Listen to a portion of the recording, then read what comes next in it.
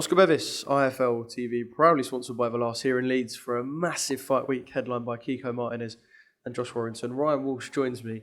Mate, it's been, I can't even tell you how long it's been. I have not seen you in a while, so this is a nice little, I'll say surprise. I knew you was fine, but it's a nice little link up. How have we been, mate?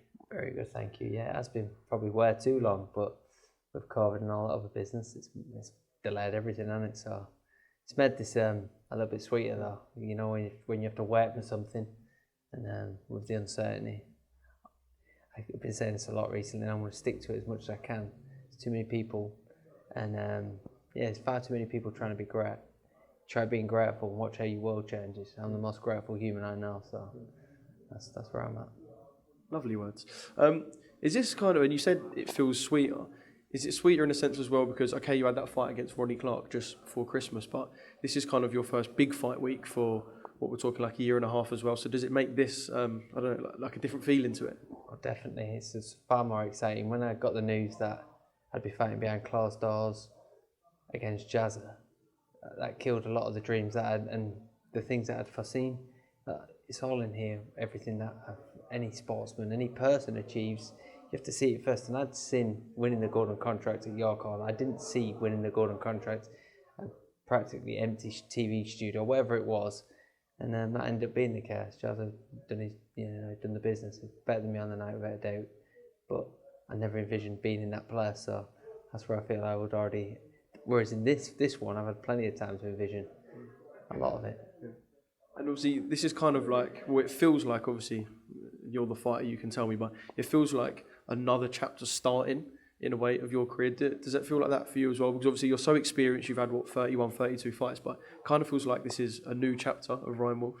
I couldn't agree with you more. This is it's a new chapter in weight, a new chapter in so many different ways you couldn't believe it. I couldn't say it all on camera, but in the sense of we're all on a journey. We have no roadmaps, and then you have to hopefully meet and connect with people who can push you in the right direction. Because we all know all we're looking for is a meaning. I've known my meaning since I was 14-year-old. So 21 years down the line, here we are, and I didn't need a roadmap. I just followed this, and that's why I'm grateful. I'm in a position to live up to an attempt to capture some part of my dream. Yeah. I mean, I know you well, so I know the answer to this, but there might be people who perhaps not question the hunger, but say you've achieved a lot in the sport. You're one of your town's sort of the son of your town, if you will. They love you, they follow you.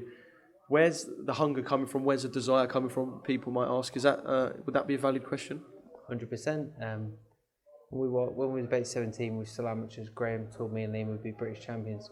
We looked at each other stupidly in hindsight as like, wow, is that what you're saying? We were the best in the country at our ages and weights, and that seemed a no-brainer. And then to anyone listening, go and try and win them.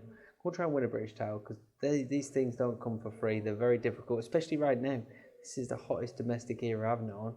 You know, you only have to look at when I was a featherweight. 3 of the British champions went on to be world champions that I can think of. I fought the best, I think, possibly of the lot, in the sense of just statistically. Lee Selby had 4 defences. You know, it's that 5th defence against Josh that ruined him, because he could have then went straight up a weight and got a defence as part of the rules of their organisation. But it's been a great time to be a fighter, and I wouldn't want it any other way. Yeah.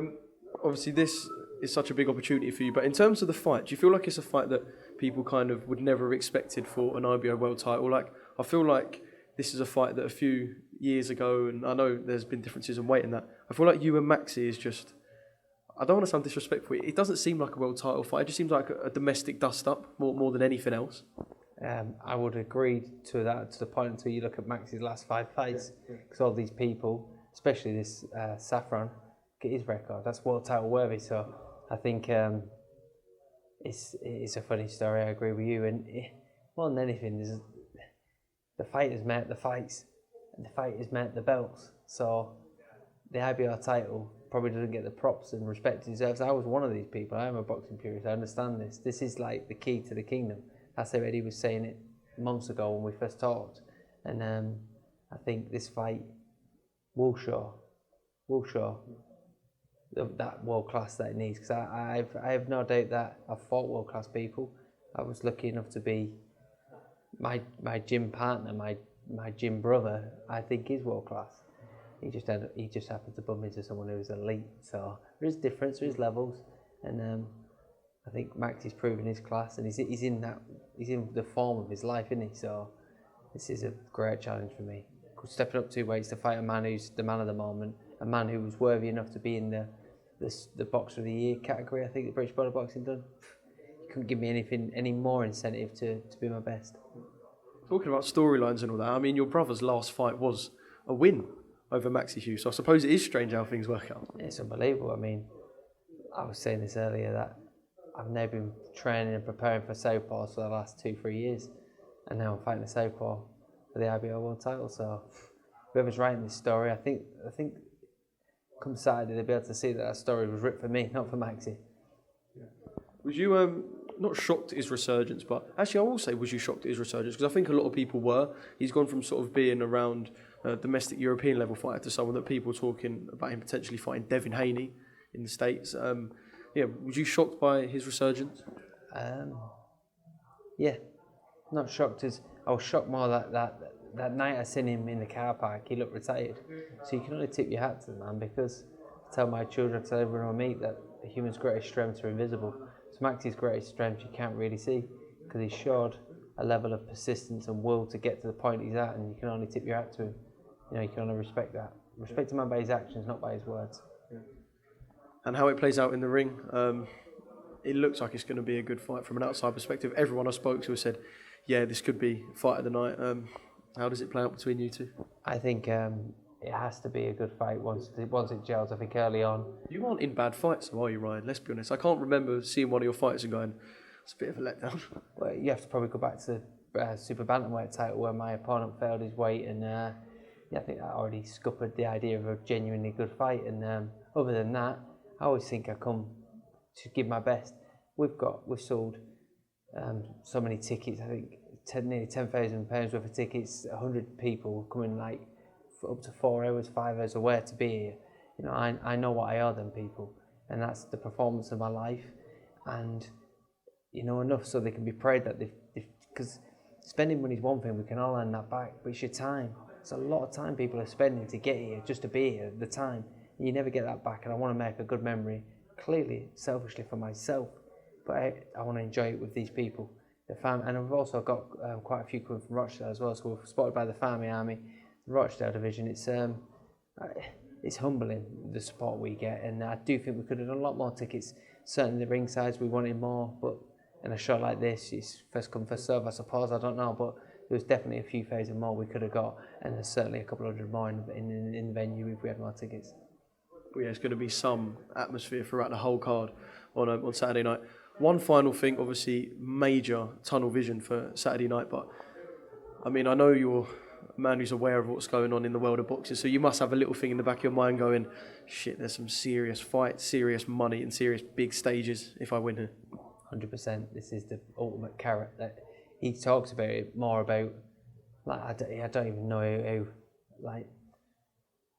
Yeah, it's hard to explain what I was about to try and explain, but either way, it's the ultimate carrot for us both. So you should get the best version of us both because of this.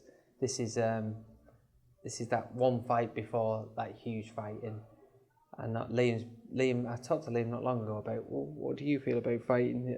You fought a guy who's now elite, and that he said he wouldn't have it any other way. He wanted to fight the best, and he got his wish. You know, and this is my opportunity. Beating Maxi leads to this is the Shark Tank of all the divisions. Anyone could be champion at any time, any fight, and that was proof when Tio beat Loma, and then Kambosos Jr. beat Tio. It's just like, what a division. Who wouldn't want to be in a division where the men are that unpredictable? Yeah. So yeah, it's a great time to be in this division, and I think I have the biggest advantage in the division because I don't think I'm one of the only men who aren't struggling to make 9-9. There's some monsters in there, and I look forward to being able to outlast these monsters. Yeah. Brilliant, Ryan. Absolute pleasure. Good to see you again, and mate, I cannot wait to see how this fight plays out.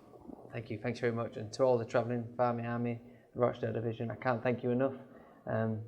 We're always humbled by what you do. We're always proud by what you do, and I can't wait to give you a performance worthy of your time, money, and the story must continue.